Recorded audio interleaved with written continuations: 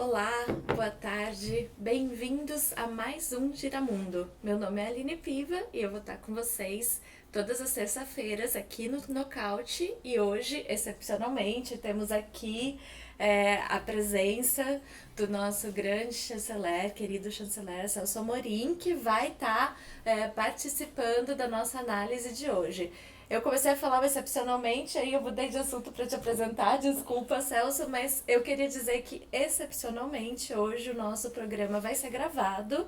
Nós estamos aqui no estúdio, porém tivemos um pequeno problema técnico, então o Giramundo hoje vai ser gravado. Celso, muito obrigada por estar aqui com a gente hoje de novo. Prazer. Hoje a gente tem aqui uma pauta bastante cheia, né? Mas, para não perder a tradição, eu quero começar com o nosso... eu sempre gosto de trazer, Celso, uma coisa... um tema da nossa diplomacia, o que está acontecendo na nossa política externa. Quase sempre é uma vergonha, porque a gente está passando uma atrás da outra, mas hoje é uma que eu achei bastante séria, que tem impacto, talvez não tão grande, porque não é um mercado assim tão relevante, mas coloca em xeque aqueles acordos que foram tão divulgados, anunciados pelo Bolsonaro, os acordos que ele fez na visita a Trump lá nos Estados Unidos. Dentro desse arcabouço, uma das coisas que eles tinham discutido é abrir o mercado dos Estados Unidos para exportação de carne bovina in natura do Brasil. E hoje saiu a notícia que efetivamente os Estados Unidos vão manter... é um embargo, né? É mais ou menos uma... É uma restrição sanitária. É claro que as restrições sanitárias são muito usadas para fins protecionistas Justamente. por muitos países, né? E não é diferente no caso dos Estados Unidos, outros países usam. Tudo isso resulta um pouco daquela operação carne fraca, né, da Polícia Federal, Justamente. que foi feita ainda no governo Temer, e que é uma coisa realmente peculiar no Brasil. Quer dizer, em vez de fazer uma coisa localizada, que poderia ter sido feita e tal, fez um escândalo tal que todos aqueles países que estavam querendo exercitar o protecionismo, e não só os Estados Unidos, não, mesmo naquela época até outros criaram dificuldades e tal, fizeram, né? Fizeram com base, ajudados pela Polícia Federal Brasileira. É uma coisa assim impressionante como o Brasil não tem uma visão de que você está no mundo e que você tem que... Não estou dizendo que a gente tem que defender quem está vendendo carne, não, mas faz uma coisa discreta, vai lá neles, age, não é? Faz eles mudarem de política, e aí, digamos, para usar uma expressão comum, paga o justo pelo pecador, porque foi uma operação de tal ordem, de tal, tem a impressão que isso era a prática geral. Agora, os Estados Unidos, que sempre foram protecionistas em relação a isso, usaram para não abrir o mercado e continuam usando, apesar do que eles disseram. Nós demos cota de trigo, aumentamos a importação de etanol, bom, sem falar nos outros acordos mais complicados, e eles deram promessas. Deram promessas, na época já se comentou isso, só que as promessas deles não estão sendo cumpridas. Uma era da OCDE, que, aliás, até tem que agradecer ao Trump por a gente não ter entrado. Eu acho que o Trump fez nessas coisas, mas, obviamente, para quem festejou, não deveria ser uma boa notícia. E agora essa questão da carne também, que foi apontada na época como uma grande vitória da diplomacia da era Bolsonaro. Voltou a ser que zero, é justamente zero. uma coisa que a gente tem comentado bastante, né? Por que os Estados Unidos vão manter a parte deles no acordo se eles estão recebendo tudo de mão beijada? Não faz o menor sentido, assim. Eles vão continuar colocando aquelas promessas vazias, né? E recebendo em troca tudo que pedem, né? Tudo que pedem. Eu acho só que os Estados Unidos devem estar começando os Estados Unidos do Trump, sem falar nos outros opositores, devem estar começando a ficar preocupados com outras atitudes do nosso governo, inclusive em relação à Argentina, porque isso acho que não é do interesse dos Estados Unidos. Poderia ser num certo sentido, né? Eu tenho comentado, nós estamos passando, desculpa, eu estou passando por outro assunto. Tranquilo. E talvez valha a pena depois voltar a falar da carne, porque tem uns dados que são muito impressionantes, que eu vi hoje, não estava acompanhando há muito tempo, já há alguns anos, mas o que eu acho que está acontecendo é o seguinte, que o Bolsonaro está conseguindo fazer o que os Estados Unidos muitas vezes tentaram e não conseguiram, que é separar o Brasil de Argentina. Relação histórica, Histórica, de uma grande importância. Eu me lembro quando a né? gente, antes até do Mercosul, eu trabalhava no Ministério da Ciência e Tecnologia com Renato Archer, um homem muito nacionalista, tinha sido defendido a política nuclear lá nos anos 50, né, e depois participou daquela frente ampla. E o Renato Archer estava numa política de aproximação com a Argentina, acompanhando a tendência geral, não era uma invenção nossa do Ministério da Ciência e Tecnologia, Itamaraty, inclusive, etc. E eu me lembro de uma visita do Schlauderman, que era o embaixador americano, Harry Schlauderman, se eu não me engano, ao Renato Archer, e ele, você tem que colocar isso na época, né? Ele disse assim, não, interessante essa integração Brasil-Argentina, mas talvez vocês pudessem chamar o México. Ora, não é o México do AMLO, era o México da época. Ele queria já criar uma brecha ali para não... enfim. Mas então, quer dizer, durante muitas ocasiões, novamente, se percebia esse interesse dos Estados Unidos de separar o Brasil de Argentina. Não conseguiram e agora o presidente Bolsonaro está conseguindo fazer essa separação e, ao mesmo tempo, não sei como é que os americanos estão vendo isso, porque eles são mais pragmáticos, né? Justamente. Apesar de toda a ideologização que existe no governo Trump, estão lá, eles cumprimentaram. Reconheceram. Né, reconhecer não se coloca, porque você não pode deixar de reconhecer, mas eu digo, cumprimentou, disse que ia estar com ele o mais breve possível. Né? Mas o Araújo, o Ernesto Araújo, não reconheceu as eleições, né? Diz que forças do mal. Acho que negócio de. Eu não sei que expressões exatas ele usou, mas aí, quer dizer, as forças do mal, porque não se coloca a questão de reconhecer ou não, né? Isso não tem dúvida, mas não cumprimentar, quer dizer, de certa maneira, é uma atitude totalmente descabida, não civilizada e contrária ao interesse brasileiro sobre todos os aspectos, comercial, político, militar, qualquer que seja a sua posição, esquerda, centro, direita. Né? Eu acompanho política internacional há muitos anos, nunca vi uma atitude dessa, a não ser quando você tem um conflito específico, que não é o caso. Que houve lá atrás, com Itaipu, depois se resolveu. E desde que se resolveu o problema do Itaipu, a relação Brasil-Argentina é perfeita. Surge um ou outro problema comercial, que é natural. Nas relações mais próximas isso acontece, mas era uma relação de total entendimento, o governo Lula com os Kirchner, mas antes também, por exemplo, Sarney, Alfonsin, né?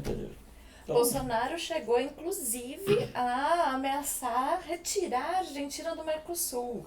Eles não têm noção de como é que as relações internacionais... Como funciona, não tem noção. E aí, que é uma coisa grave que você devia ter nessas horas, com o presidente Lula, não era necessário fazer isso, porque ele sabia muito bem.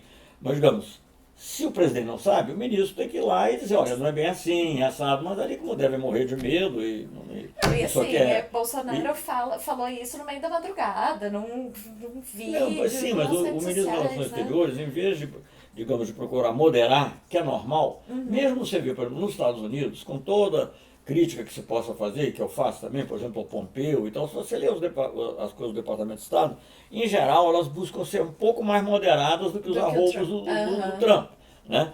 Claro que não pode romper totalmente com a linha dele, mas procuram ser um pouco mais moderadas. Hoje mesmo estava lendo algo, não era sobre a Argentina, sobre o tema em que isso também ficava bem patente. Mas aqui não, aqui ele agrava. Joga gasolina no fogo. Joga gasolina no fogo, então, exatamente. Mas se quiser voltar ao tema da carne, só para... Esses dados são bons, né? Eu estou muito impressionado, porque faz muito tempo que eu não acompanho. Na realidade, quer dizer, tem aqui o primeiro comprador do Brasil, é a China, 14 bilhões de dólares, quase 15 bilhões de dólares. E o segundo é Hong Kong, na verdade é a China, porque não são eles que comem tudo isso. Eles lá armazenam, tratam, sei lá o que, e depois vendem para a China, deve ficar talvez com 5% disso, no máximo. Né? Então, se você somar os dois, China mais Hong Kong, dá mais de 25 bilhões de dólares. É muita carne. E o segundo é o Egito. Veja bem, países árabes que também foram meio destratados e tal. Embora agora o Bolsonaro tenha visitado alguns, mas não visitou o Egito. 5 bilhões. Então, e depois o Irã, que também é hostilizado com 3 bilhões, até prendemos aqui os navios. Né? Quer dizer, é uma coisa inacreditável. Então eu acho que essa situação, e depois longe aí já vem Itália, etc, Estados Unidos nem aparece nessa lista. País, digamos, ocidental, desenvolvido, o único que tem é a Itália, com 1 bilhão e pouco. Que nem chega em comparação a 25, mais de 25 bilhões da China. Impressionante, Né? Uma coisa. impressionante. Nessa última viagem do Trump pelo Oriente Médio também foi meio um fracasso, assim, né? Em termos de... Eu tava lendo hoje... Bolsonaro, perdão. É que parece. Do Bolsonaro pelo Oriente Médio aí, pela Ásia, não foi muito bem sucedida, né? Eu li hoje uma nota de que logo em seguida que ele saiu, o Modi, o presidente da Índia, também esteve na Arábia Saudita e conseguiu um acordo muito melhor de cooperação e de investimento dos fundos da Arábia Saudita. Não espanta, né? Porque de qualquer maneira com o Brasil, apesar das afinidades declaradas pelo Bolsonaro, com esse príncipe saudita lá, Sim, que é o... Enfim, que tem aquele caso do Khashoggi, né? Que é jornalista, né? Foi bem sério. Enfim, eu não sei, quer dizer, eu acho que nas relações internacionais você tem que ser pragmático, mas também não precisa exagerar nas suas declarações de amor e de afinidade com... Gritar I love you também é uma coisa que não deveria estar acontecendo, né? Concordo. Agora, já que a gente tá indo e voltando nisso, eu quero voltar no tema da Argentina, né? Porque Sim. uma coisa que o Brasil, bom, nos anos do governo Lula, quando você era o nosso chanceler, e mesmo antes disso, né, o Brasil sempre teve um papel importante no tema do ponto de vista de integração regional, né, de liderar esse processo. Bolsonaro está fazendo exatamente o contrário. A relação com a Argentina é um caso bastante sério, grave e exemplar disso. E o Fernandes, que acabou de ser eleito, né, vai vir aí com essa herança meio maldita do Macri, que depois eu quero que a gente fale um pouco do FMI, do papel de tudo isso. Mas o Fernandes já está começando a amarrar aí os pontinhos. Ele teve com o AMLO lá no México, vai ter agora o encontro em Puebla, está tentando retomar aí esse processo de integração com outra visão, né? Não tem dúvida. Eu acho que a eleição eu estava lá, né? Aliás, eu acho que eu fui o único brasileiro que podia realmente dar um abraço. Eu estava lá a convite do próprio Alberto Fernandes. Que ótimo! Eu acho que, como eu dizia, é uma amizade abençoada, porque nós aprofundamos, já conhecíamos um ao outro, naturalmente, mas com a visita ao Papa e depois a visita ao Lula. Quer dizer, 2 visitas, uma no Vaticano e outra no presídio, mas para duas grandes lideranças espirituais e políticas. Né? Então, eu acho que é uma coisa que realmente une muito. Ele foi muito gentil comigo, me convidou, então no final, tem até uma foto que eu mandei aqui para o Nocaute, de repente podem botar e mostrar em algum lugar, que no final, as únicas 3 pessoas que ficaram e puderam cumprimentá-lo numa salinha lá, que era uma salinha reservada, fomos o ex-presidente Lugo, do Paraguai, o ex-primeiro-ministro da Espanha, o Zapatero, e eu. Né? E o Brasil é muito importante na Argentina, né? Então, eles quando falavam, não, está aqui o primeiro-ministro, o chanceler, ex-chanceler do Brasil e o primeiro-ministro da Espanha. Alguém que viu o CNN em espanhol, não é uma rádio, nenhuma, não é nada assim ideológico, não. Se for, em outro sentido. E, não, é muito importante. Então, quer dizer, veja bem, o Mike Pompeo, para não falar nem do Trump, né, que nós já conversamos, mas quando logo tratou de cumprimentar e de dizer que ia trabalhar, e o Trump foi até mais efusivo, né? Por quê? Porque a Argentina é importante. Claro. É muito importante. Agora, se ela é importante para os Estados Unidos, imagina para o Brasil. Quer dizer, nós não temos condição, Aline, de desprezar a Argentina.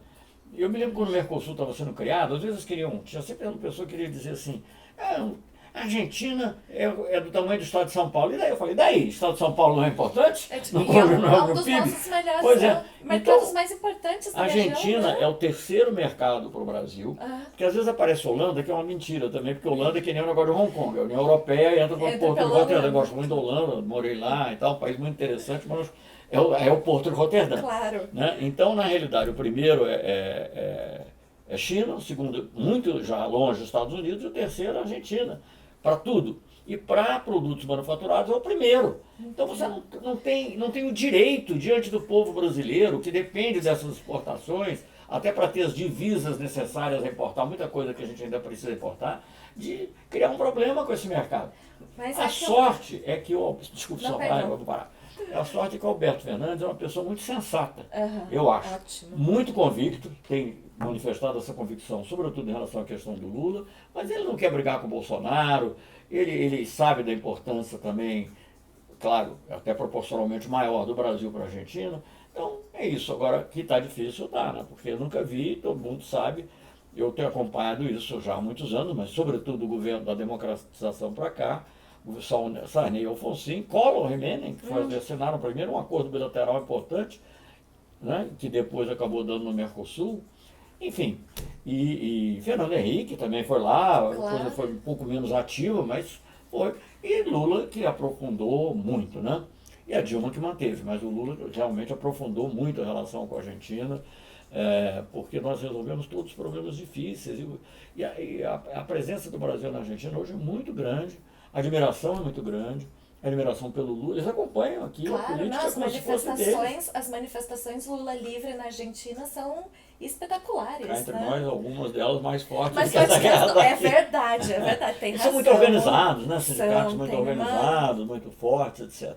Enfim, então, uma tradição que vem lá do peronismo, e porque o varguismo não se compara ao peronismo. Não, é Né? outro... Você é outra coisa. Ninguém hoje, quer dizer, a pessoa pode admirar o trabalho que Getúlio fez em certas épocas, ou criticar de outras, não sei, mas mesmo os que admiram, como eu admiro, sobretudo a fase democrática, né?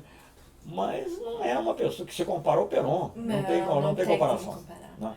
E mesmo o impacto do ponto de vista de organização. E Evita, né? Também, quer dizer, a Evita, que na realidade é uma líder feminina, porque embora fosse por ser mulher dele, que você pode dizer que é uma limitação, mas ela tinha uma liderança própria, e muita gente até diz que era, digamos assim, ela que deu mais conteúdo popular para o peronismo. Olha só, isso eu não sabia. E como o Fernandes está encarando aí essa herança maldita da FMI? Hoje eu estava vendo uns números. O Fernandes vai herdar aí uma dívida de 283 bilhões de dólares, que representa aí mais ou menos 58% do PIB argentino. A Argentina já recebeu mais de 1001% da cota dela no FMI e em 13 meses embolsou 47% de todos os recursos da carteira do fundo. A gente sabe que historicamente o FMI aí é usado como uma forma de tentar salvar impor, lá. Né? Não, primeiro salvar a ligação da Argentina com o neoliberalismo. Com o neoliberalismo, justamente. E ao mesmo tempo impondo lá, que até para o Macri teve que sair. Teve que retomar. Não, vai ser um momento complexo, difícil, mas eu acho, você sabe que nessas coisas às vezes pesam interesses maiores. Eu acho que acabou de haver eleição. Fosse uma outra situação, talvez até você poderia dizer, não, os Estados Unidos vão ter, sobretudo com o Trump, né, vão ter interesse em desestabilizar a Argentina. Eu acho que isso não é assim. Porque também uma desestabilização muito profunda na região... Não vale a pena. Não vale a pena para eles, para o próprio capitalismo. Eu acho que o próprio capitalismo, em alguns lugares, já está começando a ser crítico desse neoliberalismo extremado. Né? Você vê muitos falando, no Brasil e fora do Brasil, sobre a questão da desigualdade, né, como é necessário, até por uma questão de mercado, você tem que distribuir melhor a renda, porque senão não tem quem compre. Não tem quem compre nada, né? E do ponto de vista prático, como nós estamos vendo na região, que é do ponto de vista político, prático, da praxis política, digamos assim, a reação do povo diante dos excessos neoliberais. Mas isso é outro tema também, de novo, desculpe, eu estou... Não, mas é ótimo, a gente precisa falar, porque eu sempre falo, uma das coisas que eu falo sempre aqui no programa, que é importante olhar para a Argentina, olhar para o Chile, que são experiências de políticas neoliberais e mostrar onde isso levou e os limites, e assim, e como a organização popular é importantíssima para conseguir superar esse nível de desigualdade e pobreza. Argentina, que era um dos países mais ricos da América Latina, tá aí com um nível de pobreza e miséria que é algo impressionante. Eu também fiquei surpreso com os números de pobreza da Argentina, porque nunca foi assim. Justamente. Né? E está se acelerando muito, com enorme desigualdade. E no Chile a desigualdade também é o principal ponto, porque na realidade é uma economia que tem crescido. Justamente, mas crescido para quem? Crescido para quem, e, digamos assim, as pessoas sentem, digamos, aquele problema que a Previdência chilena, da maneira como é feita, como isso afeta, né, setores até de classe média, né, pessoas que não sabem como vão viver quando ficarem mais velhos, assim como a minha idade, né? Claro que... Eu contei uma vez aqui no Nocaute uma cena que apresentou, isso era com a Argentina, até criticando o neoliberalismo, não sei se vocês têm isso. Aí, porque é uma cena, eu estava andando aqui em volta do hotel em que eu estava, encontrei uma pessoa muito bem vestida, quer dizer, muito bem vestida, como eu, estava com casaco e tal, era um frio, e eu se aproximou de mim, eu pensei até que estava me pedindo uma informação sobre uma rua. Não, está pedindo dinheiro para almoçar, e era um argentino. E aí contou um pouco lá a vida dele, eu falei, tá vendo, isso é o resultado do neoliberalismo na Argentina. Essa pessoa, que era uma pessoa que falava bem, não estava embriagado, enfim, não tinha nenhuma característica assim. E, como ele, quantos existem? Muitos. Então... E são políticas muito semelhantes às que estão querendo implementar aqui no Brasil, né? Brasil, quer dizer, o Brasil está indo... Para esse. Você sabe, é o seguinte, às vezes você tem um iceberg e não vê embaixo. Agora, outra coisa é você ver o iceberg e arrumar a direção para ele. Eu acho que o que está sendo feito aí pelo ministro Guedes, sim, com o apoio de muitos outros políticos de direita, com o apoio da grande mídia, que de certa maneira, mesmo quando critica o governo Bolsonaro, procura aliviar no que diz respeito a essas medidas econômicas, até apoiar mesmo, claramente. Então, e essas políticas irresponsáveis, elas têm consequências de muito longo prazo, né? Porque elas envolvem temas que vão além do impacto imediato, né? Envolvem temas como abrir mão da nossa soberania, abrir mão de espaços nossos de política que sempre foram importantes do ponto de vista mesmo econômico, né? Não só social. Muito chocado, viu? Aline, com a ausência de reação da indústria brasileira. Justamente. Sobre um aspecto que afeta diretamente a relação com a Argentina, afeta o Mercosul, mas eu fico impressionado também com a questão interna, porque eu participei de muitas negociações comerciais. Antes de ser ministro do Itamar, eu fui diretor da área econômica do Itamaraty, depois de ser ministro, antes e depois de ministro do Itamar, fui embaixador também em Genebra, lidei com a OMC diretamente. E obviamente foi ministro do Lula, da Dilma já era diferente. Mas de qualquer maneira, eu lidei muito com isso. E eu sempre via a indústria brasileira muito preocupada quando havia qualquer... Falava, vamos liberalizar, mesmo que fosse em troca de alguma coisa. Por exemplo, me lembro que na época da rodada de Doha, nós tínhamos grande interesse, rodada de Doha da Organização Mundial do Comércio, nós tínhamos muito interesse na eliminação dos subsídios agrícolas, que são muito perniciosos para o comércio internacional, atinge muito a nossa agricultura, tanto o agronegócio quanto a agricultura familiar. De forma diferente, mas quer dizer... Impacta. Porque é uma competição desleal, porque você está competindo com o tesouro norte-americano. Claro. Seja no mercado internacional, seja no próprio mercado interno. Então, nós tínhamos muito interesse nisso. Então, estávamos dispostos, talvez até não fosse certo. Hoje em dia eu não sei bem, mas de qualquer maneira nós estávamos dispostos, como outros países, a Argentina até era mais cuidadosa com isso. Mais rigorosa, melhor dizendo, a fazer alguma abertura na área comercial. E como foi difícil convencer os industriais até chegar a certo ponto, e era uma redução muito menor do que está sendo planejado agora, e em troca de uma vantagem importantíssima. Então agora faz-se uma redução muito maior em troca de nada. Absolutamente então nada. Eu acho que é uma coisa muito impressionante. Aí sem falar no que isso... E o que eu fico muito impressionado é que até muito recentemente, a própria Fiesp, que eu saiba, não tinha dito nada sobre isso. A Confederação Nacional da Indústria falou alguma coisa, a Fiesp nada. Aí eu comentei isso com um jornalista, aí numa entrevista que eu dei para o portal, e aí depois que ele postou, alguém da Fiesp ligou e disse, olha, não, nós estamos aqui, soltando uma nota e tal, mas obviamente foi já provocado, né? Claro, depois e mesmo assim era uma nota meio xoxa, mas qualquer que seja o caso, quer dizer, destruir o Mercosul eu sei que talvez seja o plano do ministro Guedes, que sempre do início falou qual é a importância do Mercosul, qual é a importância da Argentina, dele por razões econômicas, pela visão econômica que ele tem de ser ultraliberal, e também do ponto de vista do presidente Bolsonaro, pela sua submissão total aos Estados Unidos. Claro. Só que a submissão total aos Estados Unidos, talvez o Bolsonaro esteja se tornando um aliado um pouco incômodo, sabe? Porque é exagerado. O próprio candidato da direita no Uruguai pediu para ele não declarar apoio. Não apoiou, não. Essa aí não me apoia não, porque tá ficando incômodo realmente. Aliás, o Uruguai também é uma eleição importante que a gente vai ter pela frente. Foi muito apertado, quer dizer, apertado no sentido, ele ganhou bem do segundo colocado, mas se você somar os outros votos, então vai ser uma eleição muito importante. Espero que os bons ventos da Argentina soprem por lá também, mas a gente não sabe ainda.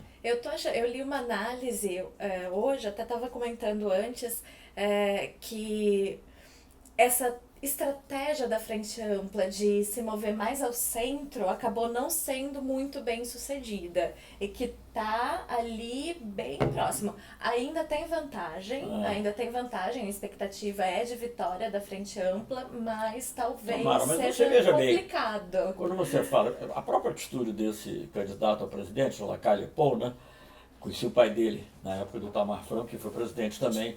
E a própria atitude dele demonstra que é uma direita diferente do que é a direita no Brasil. Exato. A direita no Brasil é uma coisa anômala. Exato. Eu tenho dito hoje em dia no Brasil, ser normal já é ser progressista. É o básico. Não, é o normal, você lidar com coisas normais, gente. Você não quer fazer, você não quer baixar a tua tarifa, quer fazer, vai lá negociar, mas tudo na base da normalidade, Claro. não sabe? Não. No momento que Maia parece uma voz sensata dentro do governo, a gente sabe que a coisa tá mal, né?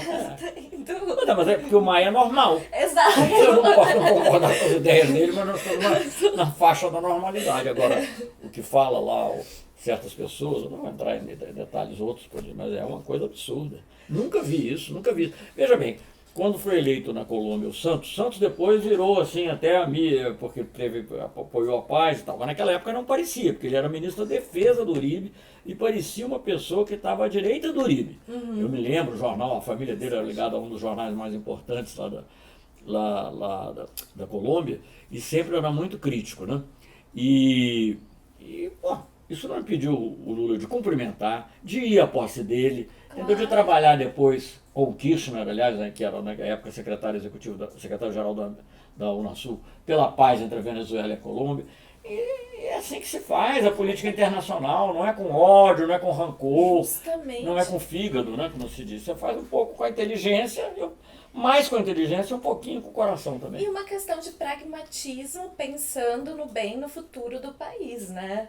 Agora, falando desse tema de pragmatismo e já fazendo um gancho para ir do outro lado do mundo, um tema que a gente queria falar hoje, né? Que é o avanço da influência da Rússia ali no Oriente Médio. A gente comentou no último programa que a gente fez junto, a gente comentou ali um pouquinho o tema da retirada das tropas da Síria, a entrada da Turquia, que ali é um conflito geopolítico bastante sério. E hoje eu estava ouvindo um podcast, aliás, um podcast que o Celso me indicou muito bom. Infelizmente ele está em inglês, mas um podcast de geopolítica bastante interessante. E um grupo que não é nem sequer um grupo nem assim, progressista, é um grupo liberal, né? Mas Crisis Group, eu fiz Crisis parte Group. do grupo já. Muito interessante, assim, uma análise muito boa. E eles falavam justamente isso, que os Estados Unidos agora com Trump, o que eles estão fazendo é mais ou menos uma política externa de ame ou deixo. Ou vocês estão tudo comigo, ou vocês estão contra mim e não vão ser meus aliados. China e Rússia... Só que é difícil saber como é que tá com ele, porque Porque também muda. Muda toda hora, Toda mas hora. você tem que estar... É o amor incondicional. Amor incondicional. Falar eu te Só amo no conheço corredor, né? um chefe de governo que tem declarado esse amor Grita eu te amo incondicional. no corredor, né? Também, infelizmente, é o nosso aqui, Bolsonaro. Porém, o que eles falam é que Rússia e China têm adotado essa estratégia pragmática. Olha, a gente discorda de A, B e C, mas a gente tem aqui todo o resto do alfabeto para trabalhar junto, para construir e tal. E além disso, eles percebem a Rússia e a China menos como uma potência imperialista que vai lá para tomar e dominar tudo, como tem sido a política dos Estados Unidos no Oriente Médio. A diplomacia nunca foi um ponto muito alto nos Estados Unidos, né? Fruto talvez até do grande poder que eles tinham, capacidade de impor assim, as ideias dele. Mas os Estados Unidos, eu sempre costumo dizer isso, a grande diferença que eu vejo hoje no Trump para a política norte-americana nos últimos 60, 70 anos, desde a Segunda Guerra Mundial, é que os Estados Unidos sempre tiveram um projeto para o mundo. Claro que você pode dizer, por trás do projeto estava o interesse americano, sim, claro. É normal. E nem escondem, né? Nem escondem, nem é normal. Né? Agora, eles sempre procuravam revestir isso, digamos assim, de um arcabouço, quer dizer, sempre procuravam armar isso em torno de um arcabouço que também fosse um projeto. O Trump não tem esse projeto. Declaradamente, é America First. Né? não só America First, é America Only, na realidade. É verdade. Não, porque quando você diz isso, né, é porque na realidade você está pensando exclusivamente no interesse tal como ele o define. Não quer dizer que seja o melhor interesse americano. Tenho minhas dúvidas se acho que não é. Não, o que ele faz com a imigração, o que ele faz com tantas outras questões aí, muro com o México, quer dizer, tudo isso afasta um aliado, enfim. Todas essas outras questões, foi muito também depreciativo em certo momento lá com o primeiro-ministro do Canadá, Sim. enfim. Mas ele tem essa visão exclusivista deles. Então, eu acho que ele já está muito motivado aí pela proximidade eleitoral com o impeachment. E eu acho que, digamos, um dos trunfos que ele pode querer mostrar, porque há uma tendência isolacionista do povo americano. Sim. Isso há. Sim. Você morou lá, você sabe disso. Então eu acho que ele também está querendo, porque uma das poucas coisas que ele poderá mostrar, sobretudo que a economia que estava ótima e tal, parece que já não está tão bem, é essa questão de não tirar os soldados, de não deixar, né, trazer os nossos meninos para casa. Né? Meninos e meninas, hoje em dia, mas mais meninos ainda, né? Sim. Trazer os nossos, our boys, né? Bring them home. Então eu acho que isso é o que ele está querendo. Então ele às vezes vai e volta um pouquinho, por enfim, questões táticas, mas é o que ele quer. Então isso abre um vácuo. Claro. Né? E a Rússia tem tido uma política muito assertiva e, como você disse muito bem, com habilidade, porque ela não está impondo nada, mas ela fica presente. Ela está presente, ela está ali. Quer dizer, o único país hoje que está podendo fazer uma mediação entre a Síria, os curdos e a Turquia é a Rússia. Né? Os Estados Unidos brigou com a Turquia, fez várias, levou até a Turquia, na realidade, a comprar defesa antiaérea russa, enfim. E depois apoiou os curdos, depois deixou eles na mão, e com a Síria a gente sabe tudo que foi feito. Então, eu acho que a Rússia está ali preenchendo, e a Rússia é um país muito preocupado com o entorno dela. Justamente. Né? E sempre foi, é uma coisa da tradição, não é uma coisa da União Soviética. As pessoas aqui falam muito do Império Soviético. Os jornais aqui. A União Soviética não criou nenhum império. Você pode dizer que os países, digamos, do leste europeu, que sofreram, mas países, enfim, formalmente independentes, como Polônia, na época Tchecoslováquia e tal, Hungria, foram, de alguma maneira, influenciados. Mas o que se costumava chamar Império Soviético, que é o que a União Soviética era, isso não era, isso vem da época do czar, isso era russo. Quer dizer, não tem nada a ver com o Cazaquistão, os países bálticos, os bálticos com breve exceção do período de entreguerras, tudo isso era Rússia. Né? Geórgia, tudo isso era Rússia. Claro. Tanto que o Stalin era da Geórgia, o Khrushchev era ucraniano. Né? Então tudo isso era Rússia e não era encarado com desconfiança. Nunca ouvi uma palavra enquanto, sei lá, quando eu era jovem, eu lendo livro de história, uma desconfiança do Estado, ele é geórgio. Não vi isso. Hoje, o Khrushchev, ele é ucraniano. Podiam gostar ou não gostar do que eles faziam, estou dizendo lá na Rússia, lendo os livros de história, lendo os comentários da época. Então, eles são muito assertivos nessa área. E o Oriente Médio, cada vez mais, está também ficando parte desse entorno. Desse entorno deles. A China é uma outra coisa. Eu acho que é muito difícil definir unicamente, mas a China é muito pragmática e relativamente suave na maneira de agir. Diz, não queremos influenciar ninguém, cada um fica com o seu sistema, cada um com a sua maneira, mas eles vão expandindo economicamente de uma maneira poderosa. Aliás, inclusive aqui, né? Isso que eu ia falar. Tanto que, não do Brasil, mas se você vê, por exemplo, o caso da Venezuela, os papéis são diferentes, né? A Rússia tem meio que se tornado, assim, um ator importante no ponto de vista da intermediação política. A China já fica mais com a parte econômica, pragmática, né? Não, a China acabou de receber o Bolsonaro lá, né? Justamente. E anunciou que vai fazer investimentos. Aí vai, não vai, eu não tenho dúvida que vai. Claro, justamente. Agora, voltando um pouco do Trump, uma coisa que eu achei interessante, né? Você comentou, esse do vai e volta. Só dizer uma coisa, então. O Brasil nunca perdeu a noção disso, nunca tivemos a ilusão de que a China ou a Rússia iam ser mais bonzinhos para o Brasil do que os Estados Unidos. A gente jogava justamente com esse equilíbrio. Então, quando você cria os BRICS, né, para lembrar que vai ter reunião em breve dos BRICS, é para ter um equilíbrio na ordem mundial. Né, para você não ficar dependendo só de um, não ter uma potência hegemônica. Essa era a ideia. Não é para você também ficar totalmente na mão de outro. Claro, É só, mas... desculpe aqui. Não, imagina. Aliás, falando no BRICS, semana que vem o Brasil vai sediar, né, a reunião dos BRICS, vai ser lá em Brasília.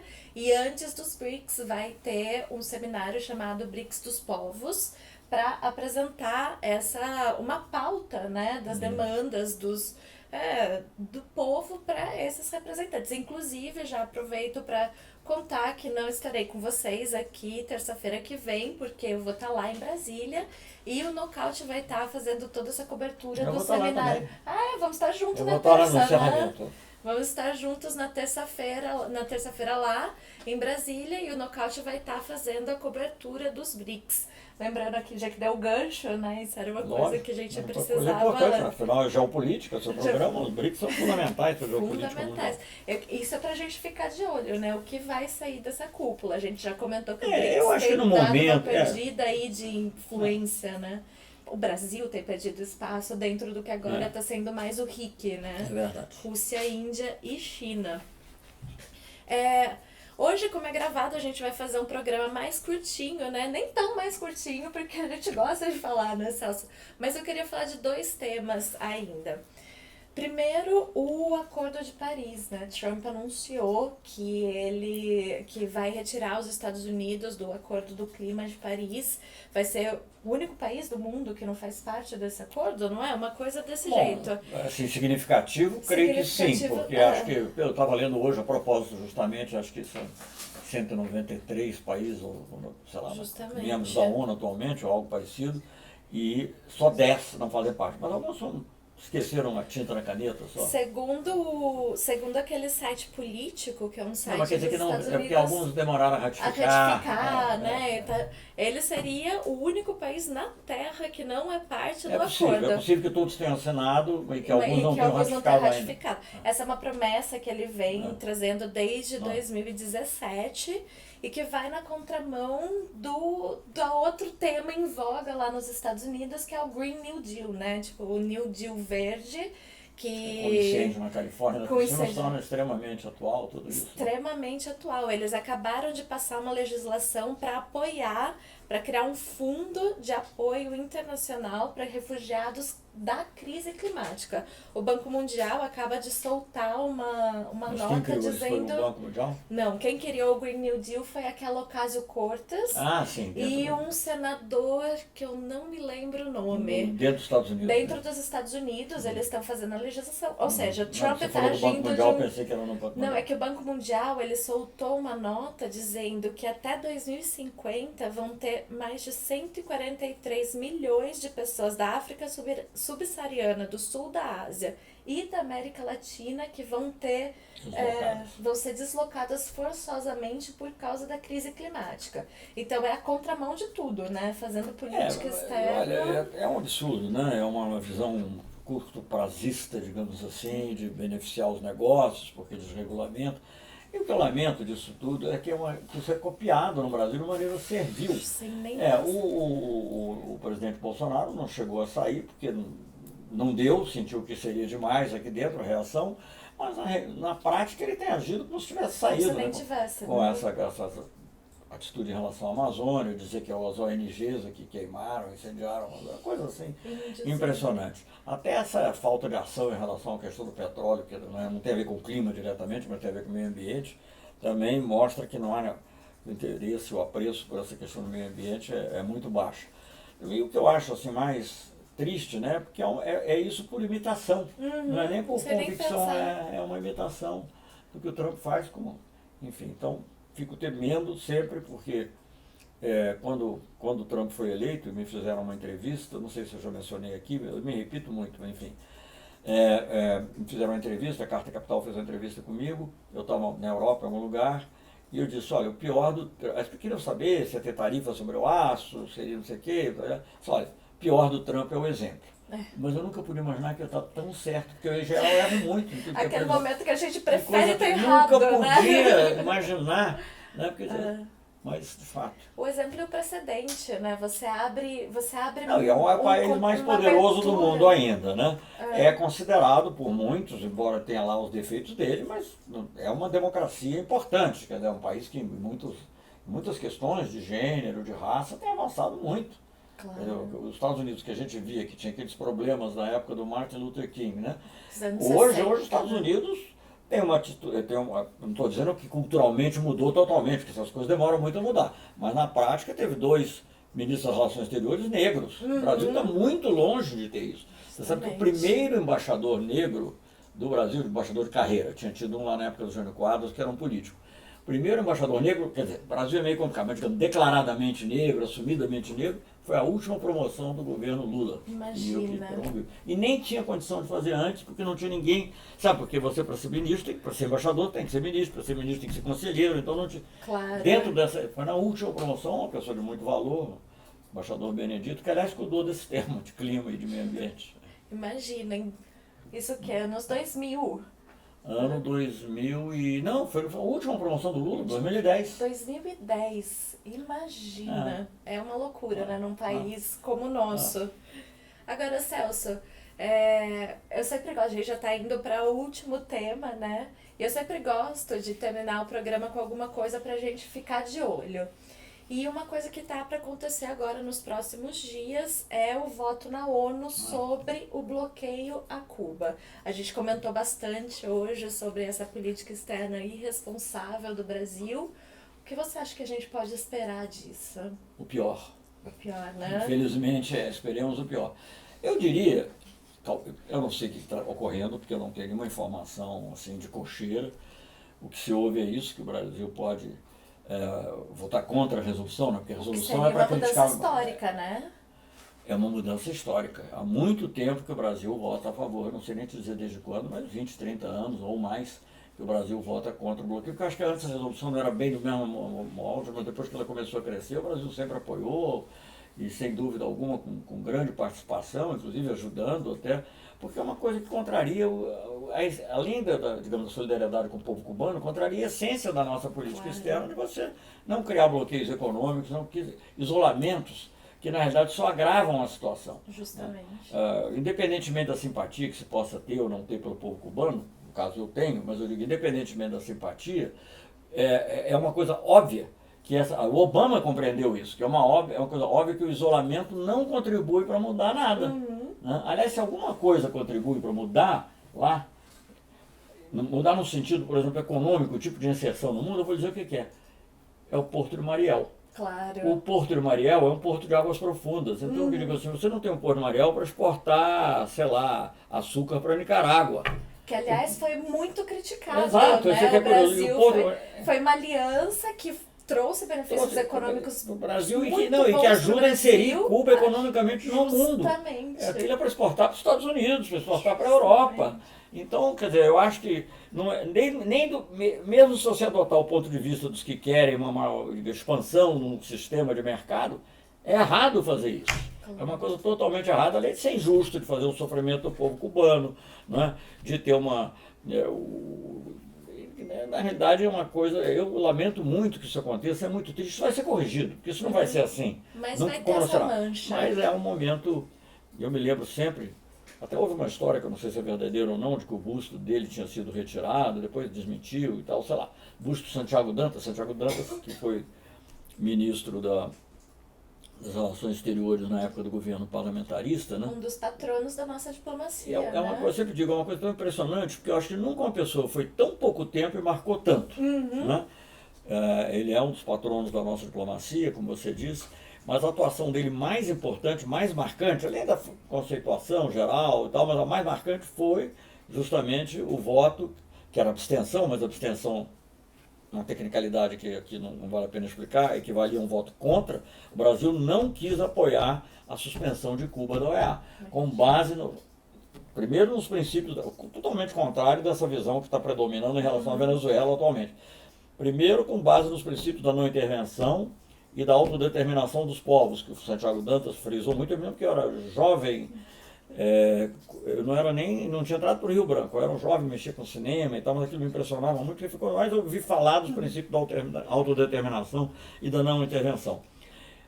E para não ter o isolamento, porque o isolamento não leva a lugar nenhum. Então, quer dizer, nós estamos agora com políticas contrárias a isso. E, no fundo, quem acaba se isolando é o Brasil. Já não há um isolamento completo, porque o Brasil é muito grande, ninguém pode ignorar o Brasil. Né? mas lamentam o Brasil, riem do Brasil. É triste, sabe? É uma coisa muito... Não querem estar associados, não querem ter imagem associada. Eu tenho dito muitas vezes, e agora, como é uma piadinha que eu acho boa, eu vou repetir aqui.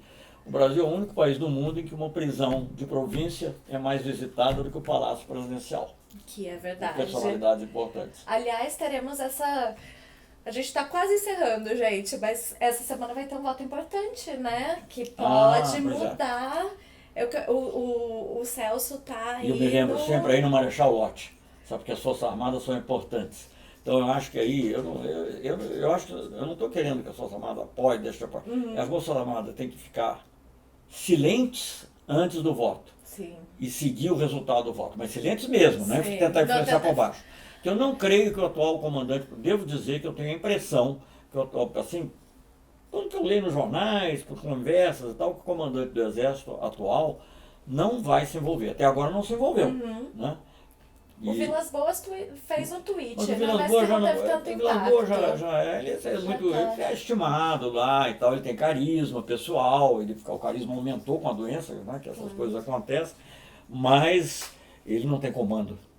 Então me interessa quem tem comando. Justamente. E o general Pujol tem sido muito moderado, espero que continue moderado assim. Ele tem tomado muito cuidado de não se pronunciar. O que é como deveria ser, né? Que é o que deveria ser.